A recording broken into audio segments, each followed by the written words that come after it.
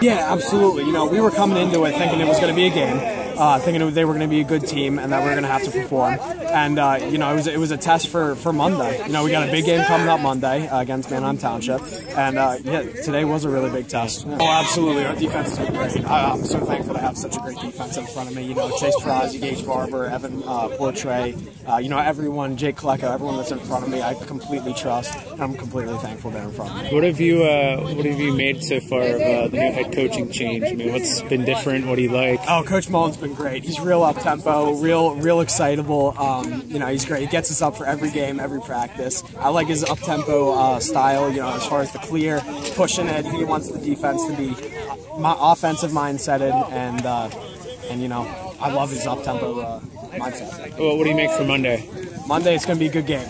I can't wait for it. Cool. Let's